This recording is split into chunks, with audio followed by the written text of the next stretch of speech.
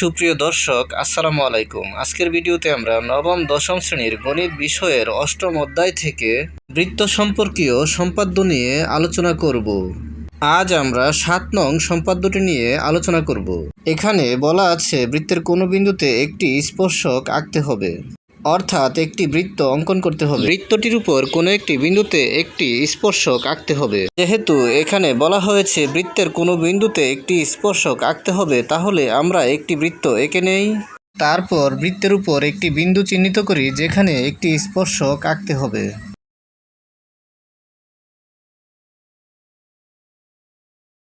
আমরা একটি বৃত্ত এঁকে নিলাম, যার কেন্দ্রের নাম দিলাম ও।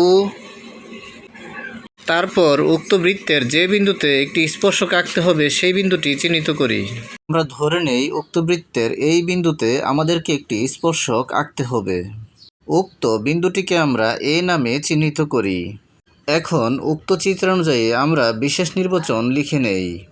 এখন আমরা যেভাবে চিত্রটি অঙ্কন করেছি সেই অনুযায়ী বিশেষ নির্বাচন লিখে নিলাম। মনে করি ও কেন্দ্র বিশিষ্ট বৃত্তে এ একটি বিন্দু। মনে করি ও কেন্দ্র বিশিষ্ট বৃত্তে এ একটি বিন্দু। এ বিন্দুতে বৃত্তটিতে একটি স্পর্শক আঁকতে হবে। এ বিন্দুতে বৃত্তটিতে একটি স্পর্শক আঁকতে হবে। যেহেতু প্রশ্নে বলা আছে বৃত্তের কোনো বিন্দুতে একটি স্পর্শক আঁকতে হবে, আর আমরা বৃত্তের উপর একটি বিন্দু নিয়েছি এ, তাহলে এ বিন্দুতে একটি স্পর্শক অঙ্কন করলেই আমাদের কাজ শেষ হয়ে যাবে। তাহলে আমরা এখন এই বিন্দুতে একটি স্পর্শক অঙ্কন করব। এই বিন্দুতে একটি স্পর্শক অঙ্কন করার জন্য প্রথমে আমরা কেন্দ্র ও এর সাথে এ বিন্দু যোগ করে নেই, অর্থাৎ ও কমা এ যোগ করি। আমরা স্কেল ধরে কেন্দ্র ও এর সাথে এ বিন্দু যোগ করে দেই। যেহেতু আমরা বৃত্তের উপর এ বিন্দুতে একটি স্পর্শক অঙ্কন করব, তাই আমাদেরকে এ বিন্দুতে একটি লম্ব অঙ্কন করতে হবে। এখন আমরা সুবিধামতো ব্যাসার্ধ নিয়ে, অর্থাৎ কম্পাসের এই ফাঁকাটি ও এ ব্যাসার্ধের সমান অথবা কিছুটা কম নিয়ে ও এ ব্যাসার্ধের এ বিন্দুতে বসিয়ে একটি বৃত্তচাপ অঙ্কন করি। এখন আমরা একই মাপ রেখে উক্ত বৃত্তচাপটির উপর আরও দুটি বৃত্তচাপ অঙ্কন করব।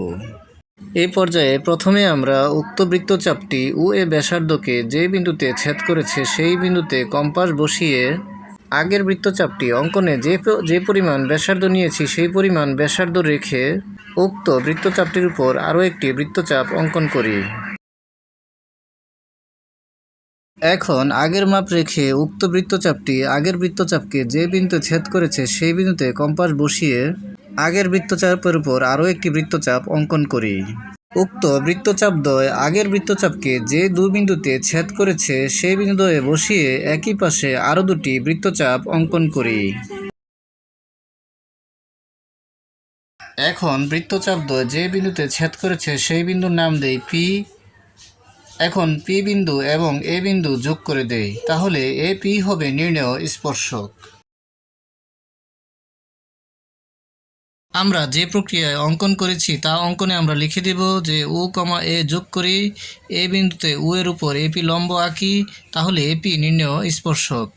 আজকের মতো এই পর্যন্তই। ভিডিওটি ভালো লাগলে লাইক, কমেন্ট ও শেয়ার করে দিবেন এবং চ্যানেলটি সাবস্ক্রাইব করে পাশে থাকার অনুরোধ জানিয়ে সকলের সুস্বাস্থ্য কামনা করে এখানেই শেষ করছি। আসসালামু আলাইকুম।